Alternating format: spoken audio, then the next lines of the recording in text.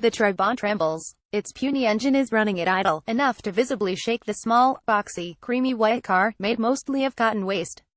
Its owner, a tall American guy, stands proudly by his car, encouraging an even taller man to climb inside and see the unexpected roominess of the East German car, made in 1980. Corky Coker is impressed. "That is a very good example," he says, "of a very badly built car." Coker is one of the judges tasked with assessing the field of vehicles through which we're walking, each crappier, or weirder, or both than the next Yugos, KCARs, Pintos, Cosworth Vegas. Rust vinyl, and faux wood dominate the palette. Their surprisingly proud owners have gathered on a recent August morning on the lawn of the City Hall in Seaside, California, for the annual Concours de Lemons. Its organizers describe it as an ugly oil stain on the Pebble Beach Auto Week, the time of year when some of the finest automobiles and fanciest folks on the planet come together in neighboring Monterey and Carmel, Bethesda for a romp of champagne-soaked, caviar-stuffed excess. The week culminates in the Pebble Beach Concours d'Elegance, where rare Ferraris, ancient Rolls-Royces, curvaceous Bugattis, and the like compete for a best-in-show ribbon that seriously augments the worth of the car on which it's pinned. The Concours de Lemons is an antidote to that self-congratulatory decadence, where the Concours d'Elegance prizes historical accuracy and the you-know-it-when-you-see-it quality that is elegance. Here the judges look for shabbiness and the also-hard-to-define absurdity. Winning your class or the overall show means a bag of gag gifts, maybe a cheap plaque, and bragging rights of a dubious kind. It's a celebration of what humans can build when their imaginations run awry, engineering skills falter, and budgets dry up. When ambition gives way to seems good enough, funky over fancied ringleader of this circus is Alan Galbraith, a car lover who has attended the Concours d'Elegance for the past 30 years, all the while cracking wise about the lack of crap cans, hoop ties, and jollops. "So one year, I decided to pull the joke," he says.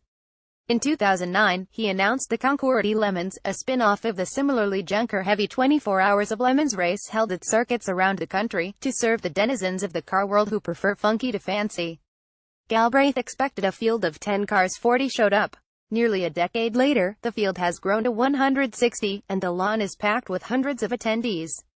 Coker and his judging partner, Dick McClure, are responsible for rating the Carrozzeria Iacocca category, a class that includes Chryslers, a nod to Auto Exactly Iacocca, best known for reviving the automaker's fortunes in the 1980s.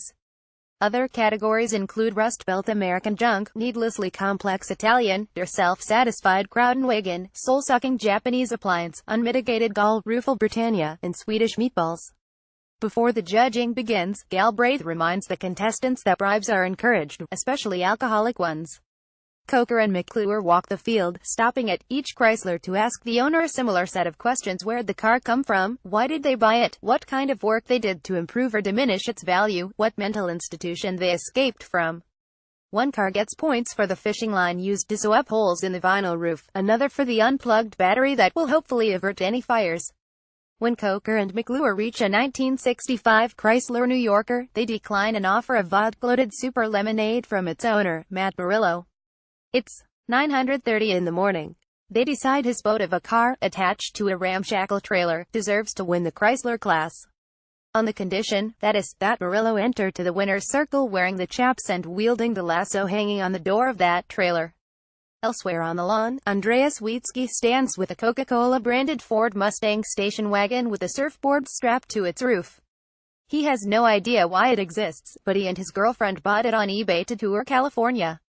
They say it's too nice for the show, Wietzki, who collects cars in Germany, says, but he's still got a place on the lawn. So did the 2006 Zap electric microcar, the 1989 Yugo station wagon, and a Ford Edsel that featured in the Donna Reed Show. Worst in show, where the Concours d'Elegance gets its bloomers twisted over historical accuracy. Putting a modern bolt inside a 1920s engine is an easy way to lose points. This show blurs the line between fact and farce. In between crass jokes about altar boys, a mimosa-swilling man dressed as a priest explains his 1976 Ford Pinto works miracles. It has been re-rendered twice without catching fire, an unfortunate weakness of the car's design. Another contestant labeled his BMW as a Ferrari and topped it with a large plaster hot dog, and on-the-nose bit to win the Worst in Show award. Every other day of the year, the City Hall's statue of American chemist John D. Roberts is a dignified memorial.